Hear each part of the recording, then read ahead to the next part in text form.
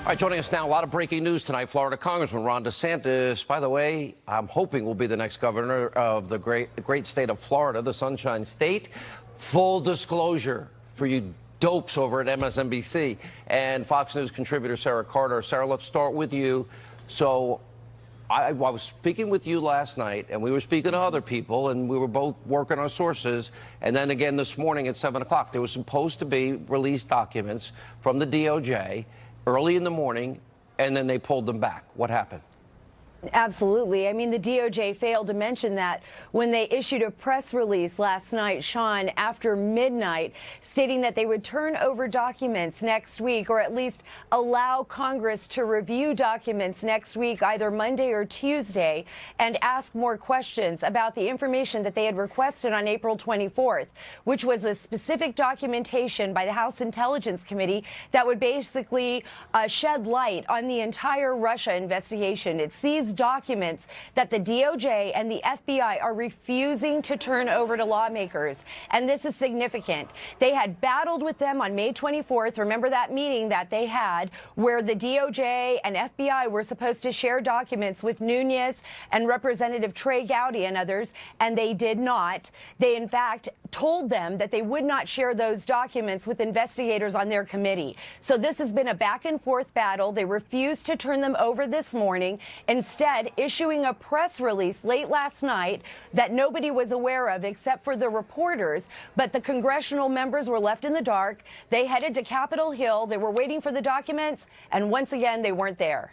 All right, I got some breaking news, if I can throw this at you, Congressman. This is in the New York Times. Federal law enforcement, the headline is, Justice Department seizes Times reporters' email and phone records in leak investigation. Federal law enforcement officials secretly seizing a year's worth of New York Times reporters' phone and email records this year in an investigation of classified information leaks. Excuse me. Don't we have a First Amendment here? By the way, I never thought I'd be defending the New York Times. They do suck. But wait a minute. They don't have a right to this reporter's notes, this reporter's records. We do. Aren't they allowed to protect their sources? Do we have freedom of press? This sounds scary to me. What's your reaction? Well, it's also against the backdrop, Sean. Nobody has been prosecuted who's actually done leaking since this administration took over. I mean, remember, Michael Flynn, that intercept was a FISA intercept. That was leaked gratuitously by somebody, probably an Obama holdover. There have been a cascade of leaks, and nobody has been held accountable for any of those things. So I need more information about what exactly is happening here. I know that there's a former staffer on the Senate Intelligence Committee that is probably going to be indicted. I'm not sure if it was working for a Democrat or a Republican, although I have my guess. But at the end of the day, you've had a series of leaks and no accountability up to this point. I will tell you, news media, and they write this in the Times piece, consider the idea of mining a journalist's records for sources a massive intrusion into the First Amendment. Sarah Carter, we worked sources last night, and it's none of their business who we talk to, who you talk to, who I talk to. Mueller doesn't have a right to this information. Absolutely. Absolutely. I mean, I think that when we look at overall, what's been happening here, look, James Clapper has now been outed pretty much as someone who the Congress believes had leaked information to CNN. We know that the president's conversations, private conversations, were leaked to the media. But that does not give the right for the DOJ to start mining reporters' telephone numbers, reporters' information to try to find out who was the leaker. I mean, I think they pretty much know where the leaks are coming from. Give polygraphs. I mean, if they're leaking highly classified information, look at their own office. That's right. Like Mike Flynn, maybe give some polygraphs and find out who was leaking inside the DOJ or inside the FBI or inside the administration as to these highly classified leaks. This is huge news here because, and we're just putting this together. The New York Times, even their own leadership is commenting on this.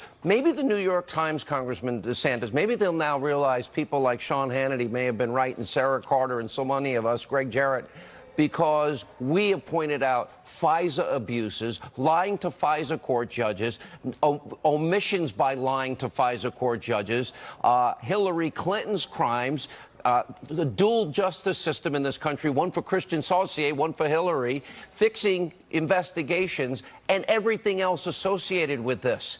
And that has been our point the entire time, Congressman. How do we get to the bottom of this now? And they fight tooth and nail to provide the American people the truth about activities. I mean, Rosenstein, as Sarah said, even just last night, they're refusing to turn over these documents. People are saying that they're briefing certain members of Congress saying, oh, this is exactly what we'd want the FBI to do. Well, if that's the case, then why don't you show the American people the document, show Congress so we can see how good a job you did. The fact that they're not willing to do that, that tells me that there were problems from the very beginning of this so-called collusion investigation. They won't show us the Papadopoulos stuff. They won't show us the information about Halper. And you got to ask yourself, why won't they come clean with Congress? Last word tonight, Sarah Carter.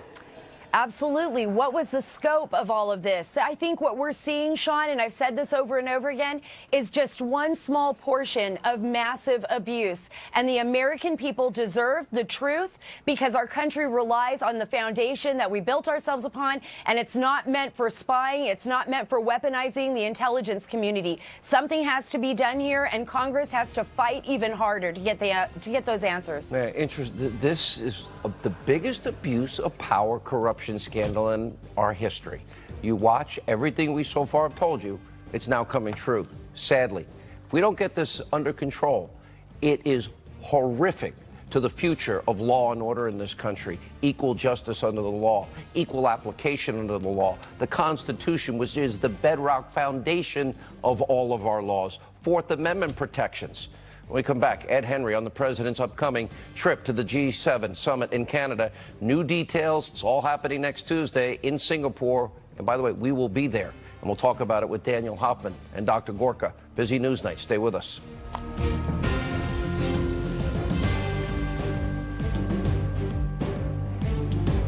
When you jump into life feet first, it can be painful. New Aspercreme with lidocaine foot pain cream relieves aggravated nerves and moisturizes dry skin. 93% saw a visible difference. New Aspercreme with lidocaine foot pain cream. Live feet first. Dry mouth? Use Smart Mouth with Moisture Lock technology. It's the only dry mouth rinse that relieves bad breath for 12 hours with only one use. Available at drugstores, supermarkets, and elsewhere. You care so much about your heart's health. That's why you weigh yourself every morning, track your heart rate when you exercise, eat heart-healthy foods, and what's more, you're doing it every day. And even with all of that, the best way to check in on your heart's health is to take an EKG. A part of it covered years' worth of reporting and information and communications with this particular reporter. And apparently this reporter had a previous 3-year relationship with the Senate Intelligence Committee's former director of security, but said that was never a source. The standard, the bar legally is so high to get all of that information. This should be troubling to anybody that has sources, because there are all sorts of people that are sources for myself and our news division and so many other people. You got to protect those. But, of course, leaking has to stop, too. But this is a real problem to me. All right, President Trump, 2 major upcoming summits. And not only does he have the summit with North Korean leader Kim Jong-un next week, but he also has the G7 summit. That's in Canada. That starts tomorrow in Washington. With all the details, Fox News chief national correspondent Ed Henry. Ed, this is a pretty big story that just broke with the Times. I don't know if you had a chance to look at it. Yeah, Sean, I mean, look, you talk about leaks as something the president's railed against. Think back to the Obama administration. James Rosen had records gone through. There were actually more leak investigations under the Obama administration than this current administration. So there's going to be a lot of backlash about this reporter's records going through. But that is breaking as the president, as you say, is about to engage in a very busy few days of diplomacy coming up for the president, which is a big reason why he keeps lashing out Great at the Mueller relationship probe. with. He doesn't have the best relationship with the DOJ. No, not at all. And it's the DOJ that is that was leading this investigation that you mentioned of this reporter. And he's been frustrated with the leadership over there with Attorney General Sessions. Absolutely.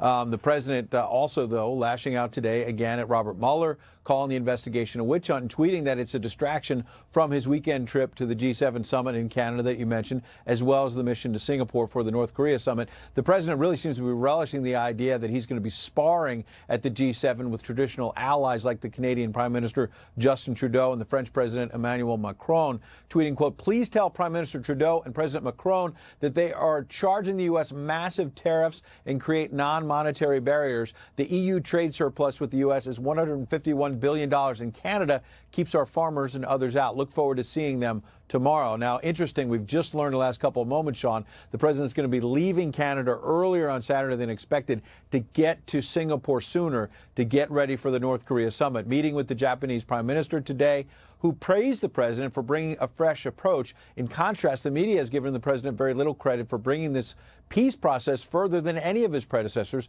Critics pointing out it'll be very hard to get North Korea to denuclearize, which is why the president again lowered expectations today, reminded the media one meeting will not end years of tension.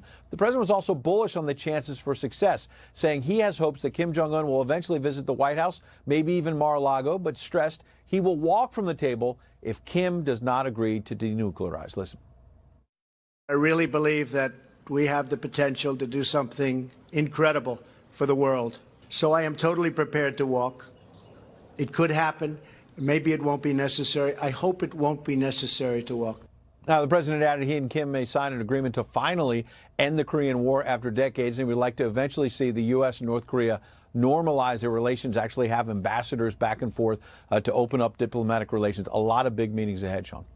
All right. Thanks, Ed Henry. Tonight in Washington, here with reaction to Ed's report, former Deputy Assistant to the President, Fox News National Security Strategist, Dr. Sebastian Gorka, and retired CIA Senior Intelligence Officer, Fox News contributor Danielle Hoffman. I'm proud to announce that both of them will be with this program in Singapore. Sarah Carter will be there as well as, of course, the IG report 2 days after the Singapore summit.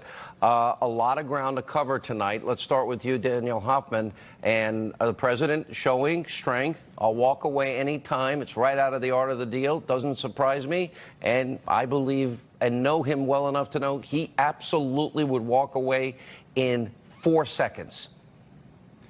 Yeah, and I think he's also doing the right thing by managing expectations. He's dealing with decades of failed policy, from which we've learned a lot. You know, we've talked a lot about the sunshine policy. That was more like moonshine policy for North Korea. At the end of that 10-year period, they'd taken $3 billion from South Korea and almost $2 billion from China, increased their nuclear program significantly, and we hadn't denuclearized them, taken really many steps to denuclearize the peninsula. The president's taken on board all of those lessons learned from the past, and I think he's really well prepared to go forward with a really bold strategy for dealing with this challenge that we face. I think the challenge will be dealing with some of the other countries from the six-party talks, like Russia and China, who are meddling and not always helpful, certainly on the part of Russia, to solving the crisis. Well, you know something? The world would be a lot better off if we don't have Kim Jong-un and the Korean Peninsula threatened by North Korea. And ending the Korean War, Dr. Gorka,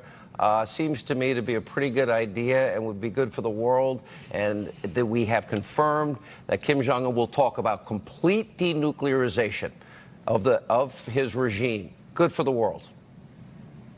After 65 years, absolutely. Just the absurdity that this war is still really, according to the lack of a peace treaty, in effect. It's just a ceasefire. So, yeah, let's do it. Let's go there. Let's denuclearize the peninsula. This isn't a dictatorship that's going to fall tomorrow. We're not going to solve all of the peninsula's problems. But if anybody can end the war, if anybody can denuclearize it, it's President Trump. Agreed. Does it concern you that a reporter's notes, sources, and everything the DOJ's obtained, Dr. Gorka, instinctively, this sounds really bad to me? Yeah, I don't care whether the president's a Republican or a Democrat or who the reporter works for. That amount of information being demanded and captured by the DOJ, on what basis? On what basis, Sean? And the bar is very high, as we know. All right, I will get to be with you both. in North Korea. I'm sorry, Looking forward to it. at the North Korea summit with Donald Trump in Singapore on Monday.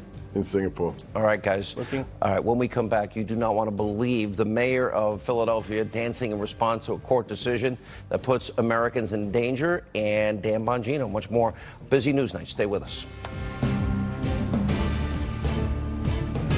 With only a kite, a house key, and wet hamstring, Benjamin Franklin captured lightning in a bottle.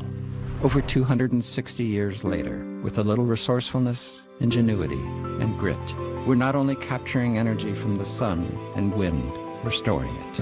As the nation's leader in energy storage, we're ensuring Americans have the energy they need whenever they need it. This is our era. This is America's energy era. NextEra Energy. Slamming the mayor of Philadelphia for doing a victory dance. Why? Over a sanctuary city ruling. In other words, a break the law ruling. Take a look. A sanctuary city, yeah. Well, we reached out to the mayor's office for comment about his gleeful reaction, and they said that the mayor was pleased about the ruling and that it was, quote, important moment for all Philadelphians. Joining us now with reaction, former Secret Service agent and NRA TV contributor Dan Bongino and publisher of Catalina magazine, Kathy Eru. Do you believe in the rule of law? Absolutely. Is it illegal, if you are not a citizen of this country, to cross the border without our permission? We're not saying that I didn't ask what we're saying. Crossed the border without permission. I'm asking you a simple question. Is it illegal to cross the border into America without America's permission? Is it illegal? Well, people can come to this country to work, and it's not illegal if they have a worker's visa. Without anybody's permission, no visas. Is it illegal to cross? I don't think that's the issue at stake here, though. I don't think that's the issue here. No. I didn't ask you if you thought it was the issue. Follow the bouncing ball here. This is Philadelphia. They're not even near a border. Follow the bouncing ball. We do have federal laws. You do believe in federal laws. Absolutely, and so does the mayor I'm going to ask the question slowly. Do you believe that it is illegal for somebody without any permission to cross the border without America's permission? I don't find it illegal. I think you a don't person, find it. I didn't ask if you find it. Is legal Is no it matter illegal? where they are. Is it illegal? I don't find it illegal. You don't find it illegal. All depends what it is. It's like we were alone, but I never thought we were alone. I mean, this is what the left does. Dan Bongino. Kathy knows the law. She knows. Kathy, listen, I love these debates, but can you just answer the question? It is clearly illegal. Let me learn you a little bit, okay? You're going to learn Entering without inspection. Yes, because you can't answer the question. I'm sorry. I can Entering answer the without question. It's not illegal to be a person. I'm going to answer it for you because you don't want to. Entering without inspection is a misdemeanor. Entering repeatedly is a felony. Sean, this is simple. Kathy, just answer the question. It it's is illegal. not illegal to be a person, to be alive and living somewhere. Whoever said it was illegal to be a person? We didn't bring just that. because you're born Nobody somewhere asked if it's doesn't illegal mean to be you're- a person. Nobody said Hold on. that. We